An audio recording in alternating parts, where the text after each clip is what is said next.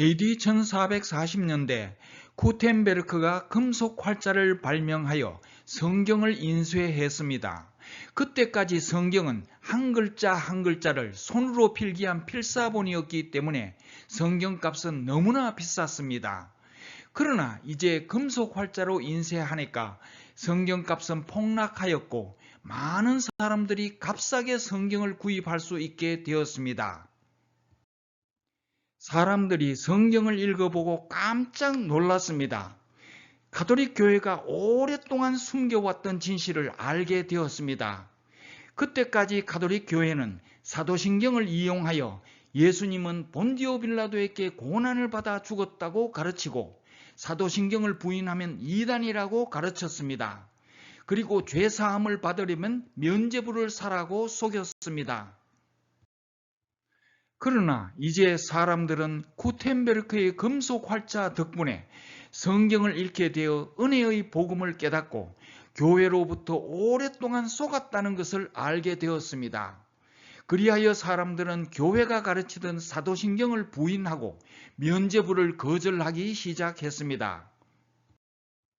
예수님은 본디오 빌라도에게 고난을 받아 죽은 것이 아니라 나의 죄를 위하여 스스로 죽으셨다는 은혜를 깨달았고 면죄부를 구입하면 죄사함을 받는 것이 아니라 은혜의 복음을 믿기만 하면 공짜로 은혜로 모든 죄를 사함받고 구원을 얻는다는 것을 깨달았습니다. 그 소식은 사람들의 입을 통하여 유럽 전역에 퍼져나갔고 면죄부는 점점 팔리지 않게 되었습니다. 그러자 가톨릭의 종교재판소에서 이 사실을 알게 되었고 조사를 착수했습니다. 그 소문의 발원지는 백인회라는 것을 알았습니다.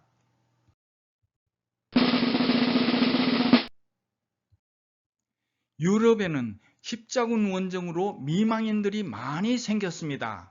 그들은 너무나 가난하여 굶어 죽는 사람도 있었습니다. 그래서 어떤 부자가 유산으로 많은 재산을 물려주어 그들이 집단 생활을 할 수 있도록 도와주었습니다. 이것이 백인회의 시작이었습니다. 백인회는 유럽 전역으로 퍼졌습니다. 그들은 서원을 하지 않았고 비교적 자유로웠으며 원하면 탈퇴하여 결혼도 할 수 있었습니다.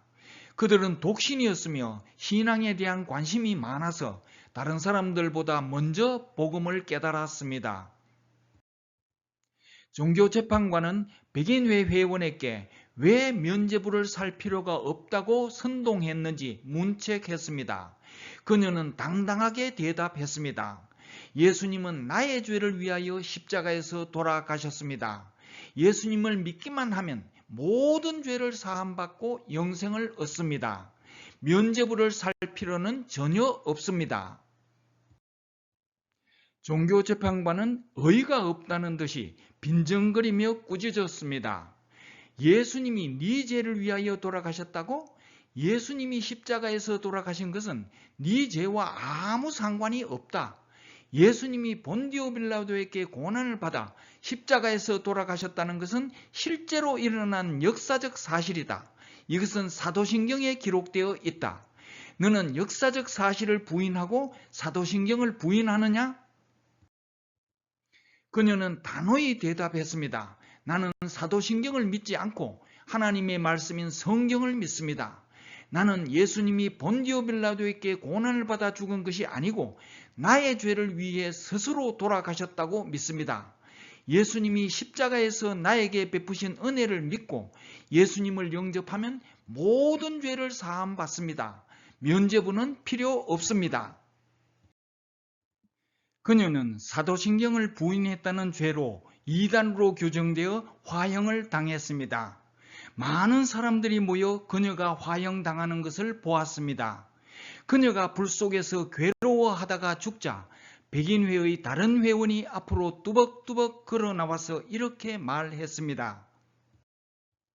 예수님은 나를 위해 돌아가셨는데 본디오 빌라도에게 고난을 받아 죽었다고? 나는 절대 고백할 수 없습니다. 목숨 바쳐 나를 사랑하신 주님을 나는 배신할 수 없습니다. 나도 사도신경과 면죄부를 부인합니다. 나도 이단입니다. 라고 말하면서 스스로 불 속으로 뛰어들었습니다. 또 한 사람이 앞으로 뚜벅뚜벅 걸어 나왔습니다.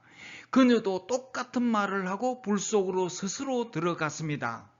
그리고 또 한 사람이 앞으로 걸어 나왔습니다. 예수님이 우리 죄를 위하여 스스로 십자가를 지신 것처럼 수많은 백인회 회원들이 자신의 목숨을 헌신짝처럼 버리고 스스로 불 속으로 들어갔습니다. 그들은 믿기만 하면 은혜로 모든 죄를 사함받는다고 주장하면서 면죄부를 거부했고, 성경에 기록된 대로 예수님은 나의 죄를 위하여 스스로 죽었다고 주장하면서 본디오 빌라도에게 고난을 받아 죽었다는 사도신경을 부인했습니다. 그들은 오직 믿음, 오직 은혜, 오직 복음, 오직 성경을 주장하면서 이단으로 몰려 죽었습니다. 화가 난 종교재판관들은 다른 지역의 백인회들을 찾아가서 수많은 백인회 회원들을 화형에 처했습니다. 그런데 어느 백인회를 찾아갔으나 그곳은 텅텅 비어 있었습니다. 그들은 프란체스코 제3수도원으로 피신하여 수녀가 되었습니다. 종교재판관들이 그들을 찾아갔을 때 그들은 보란듯이 본디오 빌라도에게 고난을 받으사 십자가에 못 박혀 죽으시고 라고 소리 높여 사도신경을 외치고 있었습니다. 그리하여 그들은 종교재판소의 감시를 피하게 되었습니다. 그 후 1517년 루터가 종교개혁을 일으켰습니다. 그동안 신앙 양심에 괴로워하던 아우구스티누스 수도회를 필두로 여러 수도회의 수사들이 수사복을 벗어 던지고 종교개혁에 동참했습니다. 그리고 프란체스코 제3수도원에 숨어있던 백인회 회원들은 갑자기 자취를 감추었습니다. 프란체스코 제3수도원에 숨어있던 백인회 회원들이 어디로 갔는지 어디에도 기록되지 않았으나 그들이 어디로 갔는지 모르는 사람은 없었습니다. 이것이 백인회 사건입니다.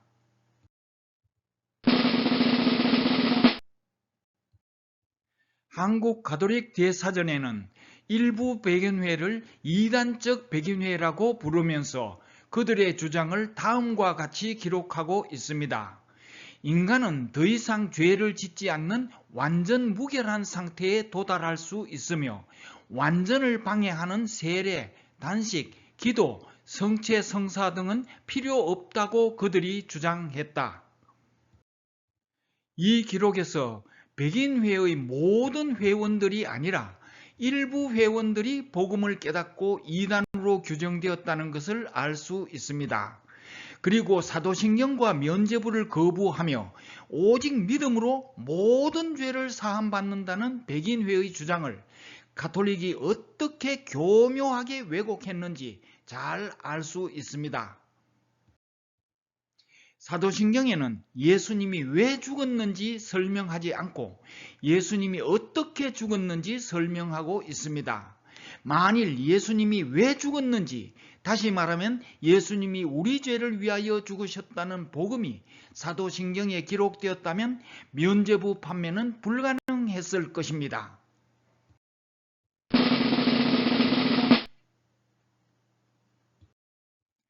사도신경에는 복음이 없습니다. 사도신경에 복음이 없다는 것은 사도신경을 저술한 사람은 사도들이 아니라는 확실한 증거입니다. 사도신경은 예수님의 은혜를 삭제하여 은혜의 복음을 변질시킨 갈라디아서 1장의 다른 복음입니다. 갈라디아서 1장 6, 7, 8절의 내용을 사도신경에 적용하면 다음과 같습니다. 사도신경에는 예수님이 십자가에서 우리에게 베푸신 은혜가 없습니다.